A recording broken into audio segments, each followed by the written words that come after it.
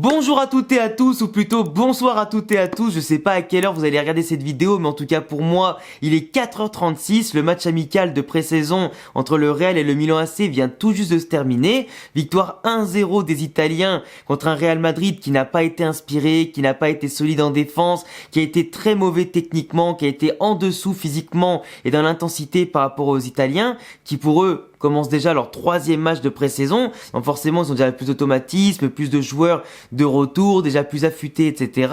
C'est pas forcément le même rythme que le Real Madrid qui commence à peine, à qui manquait des cadres, qui manquait des futurs titulaires, qui a eu quand même des joueurs intéressants sur le terrain et dans son 11 de départ, mais qui manque quand même de forme, et ça s'est vu très clairement dans l'ensemble des demi-temps et du coup sur l'ensemble du match. Est-ce que ce match déjà méritait que je reste éveillé jusqu'à 4h30 ? Pas forcément, et je pense que certains d'entre vous qui n'ont pas maté le match parce que vous travaillez demain, ou du moins dans quelques heures, vous avez bien raison de pas l'avoir gardé, parce qu'il n'y avait pas forcément de belles actions, ou du moins pas assez de belles actions pour justifier une quasi-nuit blanche. Le Milan AC, comme je l'ai dit, était beaucoup plus en forme, avec un Paolo Fonseca en tant qu'entraîneur qui déjà commence à mettre sa patte dans le jeu du Milan AC depuis maintenant 3 matchs. Ils ont quand même battu Manchester City il y a quelques jours, donc tu vois, c'est quand même pas rien. Une équipe certes du Milan AC qui n'est pas complète, mais qui a proposé de très belles choses, avec notamment Chukwueze qui, comme d'habitude, le mec, quand il affronte le Real Madrid, il se met toujours en évidence. Limite, il devient CR7 Prime le temps d'un match à chaque fois contre nous. On l'avait vu à l'époque avec Villarreal, et là maintenant avec le Milan AC, il a quand même marqué son petit but suite à une perte de balle de Brahim Diaz qui avait pourtant fait un très bon match jusque-là. Et après, la défense a laissé beaucoup trop d'espace, il était aux fraises. Lui, il part en profondeur. Lounine, qui venait de remplacer Courtois, ne peut pas faire grand-chose sur l'action. Après, certains diront que si c'était Courtois, il aurait pu la sauver, comme il a fait de très belles parades en début de match, qui était quand même très très dur à faire, mais en tout cas Lounine qui se fait fusiller quasiment à bout portant, abandonné par la défense et une perte de balle monstrueuse. Qu'est-ce que tu veux faire? En tout cas, le Real Madrid méritait clairement pas sur ce match amical de gagner ce match. Le Milan AC avait fait de meilleures choses, de meilleures occasions, de meilleurs traitements dans le ballon aussi, et était beaucoup plus solide. À un moment donné, si t'es plus solide et plus efficace, que tu crées plus d'occasions et que t'as des joueurs beaucoup plus frais, forcément tu fais plus la différence, et c'est comme ça que ça s'est passé. Le Real Madrid a mis du temps à entrer dans son match, a subi beaucoup au niveau de la possession, des occasions subies. Ils ont subi, je crois, 2-3 occasions franches où il aurait pu avoir 2-3-0 pour le Milan au bout de même pas 20-25 minutes de jeu, avant que le Real se décide quand même un petit peu à mettre le pied sur le ballon, à être beaucoup plus calme, beaucoup plus serein, à créer beaucoup plus de choses, et à essayer pourquoi pas de répondre à l'intensité du Milan AC. Il y a eu des occasions dans le match. Il y a eu Brahim, il y a eu Arda, il y a eu Hendrik, il y a eu Alvaro Rodriguez, il y a même eu Fran Garcia à un moment donné, mais c'était pas suffisant. On n'arrivait pas à mettre de la présence dans la surface, on n'arrivait pas forcément à trouver preneur sur nos centres, on n'arrivait pas à se mettre en bonne position pour faire des centres intéressants et pas en bout de course ou des centres forcés au dernier moment. On avait du mal à créer nos occasions, à être très propre à la relance. C'est un peu compliqué. On paniquait un peu, on était mis sous pression, et même quand on n'était pas sous pression, on ratait des ballons extrêmement faciles, des balles plein axe en tout cas qui trouvaient pas leur destinataire et directement dans les pieds du Milan AC. Et même Carlo Ancelotti a commencé à s'énerver parce qu'on perdait trop vite la balle, on était trop attentiste sur le marquage, on n'était pas bien en place tactiquement parlant, et c'était un petit peu dommage.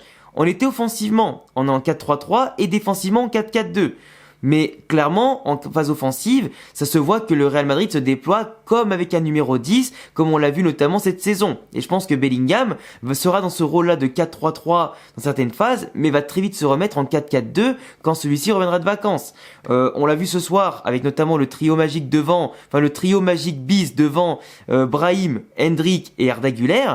Devant, il y a du mouvement. Ça se libère, ça percute, ça fait des 1-2, ça permute un maximum, ça provoque en tout cas beaucoup de choses, et pas mal d'impact quand même. Brahim, sur les prises de balles, il est monstrueux. En termes de dribble, de percussion, les combinaisons qu'il fait, et la frappe en tout cas enroulée qui passe à ça du poteau pour ouvrir le score, c'est extrêmement dommage. Mais il était dans tous les bons coups, sauf celui forcément où il perd la balle qui amène après le but du Milan AC. Mais sinon, il était excellent. Et avec Arda Güler, c'était les deux meilleurs madrilènes à mon sens en première mi-temps. Après Brahim en deuxième mi-temps, il a eu du mal à se mettre en tout cas en jambes et en évidence. Mais Arda, avant de sortir, à la mi-temps, il était monstrueux. Et le mec qui était à gauche, il était dans l'axe, il était à droite, il se met à tirer, il se met à construire les occasions, commettre à la conclusion. Et franchement, Arda, il a montré déjà un leadership et une activité qui montrent que physiquement, il est plus affûté que l'année dernière. Et franchement, ça fait plaisir à voir. Et je pense que plus on va avancer dans la saison, plus il sera monstrueux. Hendrick, il a eu du mal à être disponible, a eu du mal à faire la différence. La seule occasion qu'il a eue, il était hors jeu. Mais sinon, physiquement, il montre qu'il fait les replis défensifs, qu'il fait les efforts et aussi qu'il est à l'écoute. Parce qu'à la pause fraîcheur, à la demi-heure de jeu, il est directement allé voir Ancelotti pour lui dire qu'il était pris au marquage par les deux défenseurs centraux et qu'il essayait en tout cas de trouver des solutions. Et qu'est-ce qu'il pouvait faire pour trouver la solution? Et franchement, un gamin comme ça qui est à l'écoute dès son premier match, qui sait qu'il fait pas la meilleure en tout cas des prestations, parce qu'il est intéressant à la limite dos au but ou pourquoi pas sur les remises et les combinaisons d'une touche de balle, parce qu'il sent le football et en tout cas il flaire les espaces où il peut aller, mais c'était pas encore suffisant. Il a encore besoin d'expérience, d'être prêt physiquement, parce qu'il est revenu de la pré-saison il y a seulement quelques jours, mais clairement, il a de la suite dans les idées, il aime bien combiner, il aime bien proposer, et pourquoi pas partir d'un peu plus loin, et je pense que son flair d'attaquant va se révéler crucial dans les bons moments. Et quand il aura bien sûr les automatismes avec les coéquipiers, etc. Mais l'entente entre Brahim, Arda et Hendrick a déjà montré de très belles promesses. Et franchement, ils sont amenés à être le trio remplaçant de Rodrigo, Vinicius, Mbappé. Et je pense qu'ils pourront faire très mal en Liga ou du coup dans certains matchs. Et même carrément en sortie de banc, dans les plus gros matchs, ils pourront faire extrêmement du bien. Ça vous le savez tous. Milieu de terrain, on a eu Mario Martin, Modric, Ceballos. Ceballos, c'est un peu une énigme parce que le mec, dans les sorties de balles sous pression, il est énorme. À la construction, quand tu pars de derrière, il est énorme. Mais il joue trop de manière latérale. Il joue jamais vers l'avant ou très peu vers l'avant. Le mec, il a une qualité technique, capable de conserver la balle, de faire des dribbles ou ce que tu veux, mais il montre pas ses qualités. Il se cache en général sous la responsabilité d'autres joueurs et c'est quand même dommage parce qu'il a qualité pour porter le ballon et casser des lignes et il le fait pas assez. C'est dommage. Après derrière, t'as Mario Martin, le jeune du Castilla, qui a été à mon sens absolument étincelant. Je veux dire, c'est pas le joueur le plus éblouissant. C'est pas le mec qui va te faire une frappe de 30 mètres. C'est pas le mec qui va te faire une transversale à la Toni Kroos. Mais c'est un mec qui, en travailleur acharné, va récupérer beaucoup de ballons, va apporter de l'équilibre, va gêner l'adversaire et surtout récupérer un nombre incalculable de ballons. Et faire surtout la différence dans le surnombre au milieu de terrain. C'est un joueur qui est intelligent, qui se place bien, qui doit progresser encore techniquement à la relance, mais par contre ce qu'il apporte dans l'activité c'est énorme et il libère aussi beaucoup les joueurs à ses côtés. Modric se concentrait plus en tant qu'après 8-10 entre guillemets à la construction, mais même s'il a pas fait aussi un match de métronome Modric aujourd'hui, parce qu'il a besoin de s'affûter encore plus physiquement vu qu'il est arrivé un peu après tout le monde à la pré-saison, globalement, Modric, il a fait son match, mais pas plus que ça, tu vois. Correct à la récupération, correct à la construction, mais c'est pas lui par rapport à Arda Güler qui a vraiment pris le monopole du jeu. Ce qui montre ici déjà une passation de pouvoir. Après en défense, on a eu Rudiger qui a mis du temps à entrer dans le match mais qui a directement mis l'impact quand même. Vallejo qui sur les interventions il était aux fraises, qui a été remplacé ensuite tous les deux par Joan Martinez et Raúl Asensio en deuxième mi-temps. Pour un jeune de 16 ans, Joan Martinez, il a été très bon dans les interventions, il a eu moins de taf à faire que Vallejo par exemple pour un mi-temps, mais dans les interventions il a pas peur. Dans les relances, il casse des lignes directement, il joue vers l'avant. Il a pas eu de pression particulière dès que les attaquants étaient sur lui. Il intervenait juste. Et franchement, pour un gosse de 16 ans, il est très très bon. Il est serein, il est athlétique, il est rapide, il est précis, il n'hésite pas à se jeter dans la surface parce qu'il sait qu'il peut intervenir de la bonne façon. Et franchement, je demande à voir contre de meilleurs adversaires, plus régulièrement, avec plus de confiance.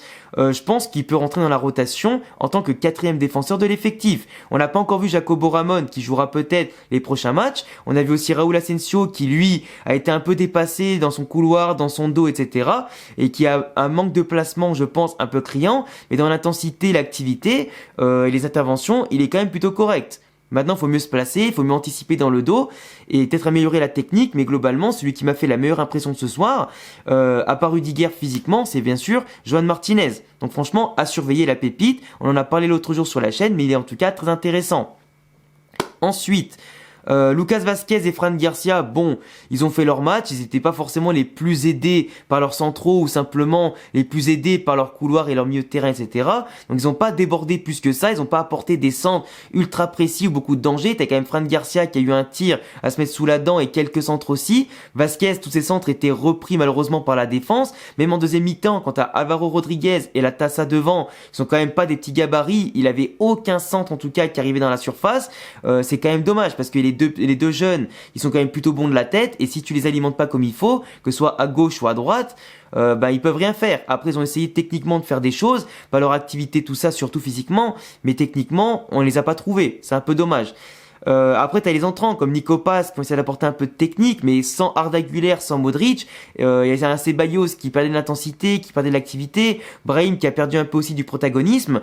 Bah, c'est pas Nico Paz qui allait faire le jeu tout seul, tu vois. En plus, après, t'as le jeune César Palacios qui m'a fait extrêmement de la peine. Le jeune, il rentre pour sa première avec le Real Madrid. Au bout de 5 minutes, il se fait mal au genou. Après, il est sorti sans trop boiter. Donc, j'espère que c'est pas grand chose parce que lui, il est vraiment très bon. Avec les U19 et avec le Castilla, franchement, il est très très bon. C'est comme Mario Martin et Nico Paz. C'est un grand talent que j'aurais aimé voir en tout cas jouer encore plus ce soir.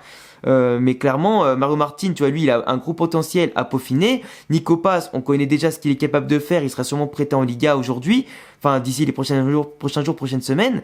Mais Palacios, c'est dommage. J'aurais aimé le voir davantage, tu vois. Ensuite, est-ce que j'ai oublié certains joueurs? Je sais plus qui c'est qui est rentré. Je crois que j'ai oublié personne. Parce que Lounine, après, bon, Courtois, il a fait des grosses parades. Lounine, il a pris un but un peu abandonné, mais il aurait pu faire un peu mieux, c'est vrai. Il en a sauvé d'autres. D'ailleurs, il faut pas l'oublier. Mais non, je crois que j'ai oublié personne. Hein. J'arrive pas à voir qui c'est que j'ai oublié parmi ceux qui sont rentrés et sortis, parce qu'il y a eu 6 changements à la mi-temps. Mais c'est vrai que sans Arda Güler, on a eu moins de contrôle de jeu. Et après, le Milan AC ont aussi fait beaucoup de changements. Du coup, ça fait des temps forts et des temps faibles de part et d'autre. Il y a eu des phases de jeu quand même intéressantes, avec beaucoup de dédoublements, etc. côté Real Madrid. Des petites combinaisons, mais qui étaient trop prévisibles, qui manquaient de malice, qui manquaient un peu de vitesse surtout.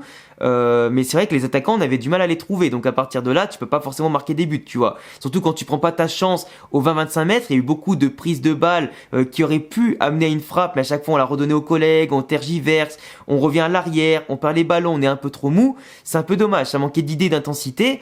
Mais voilà, en tout cas, c'est ce que je pense de ce match-là. Il faut travailler parce que le prochain match en plus, c'est contre le Barça, en espérant qu'on récupère Rodrigo, Vinicius et d'autres joueurs d'ici ce match-là. Je sais pas ce que c'est, en tout cas les plans de Ancelotti pour ça, mais c'est clair qu'on sera pas au complet, on sera pas en forme.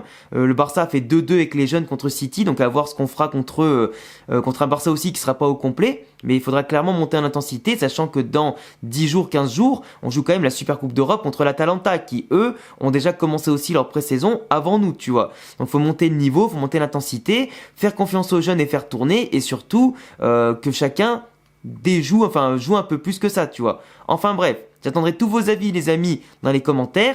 N'hésitez pas à me dire ce que vous avez pensé de ce match-là si vous l'avez vu. Et puis, en tout cas, on se retrouve ces prochains jours pour d'autres vidéos analyses sur l'actualité du Real, du Barça, de la Liga, du foot en général et bien sûr le débrief de Real-Barça en match amical, en espérant que je ne fasse pas une nuit blanche pour rien encore une fois. Et puis voilà, en tout cas, ça m'a fait plaisir de retrouver le Real après l'Euro et cet été, en espérant que les joueurs montent le niveau, mais je suis quand même très fier des Mario Martin, de Brahim, de Arda Güler, en tout cas aussi le jeune Martinez en tout cas en défense. Et puis voilà, en tout cas il y a en tout cas pas mal de choses à faire. Et puis je pense qu'il y a une marge de progression qui est assez importante. Du coup n'hésitez pas à vous abonner, cocher la cloche, le petit pouce bleu. Je suis fatigué, je pense que ça se voit. Je vais aller dormir et à bientôt pour d'autres vidéos. À la Madrid, y a Damas, ciao.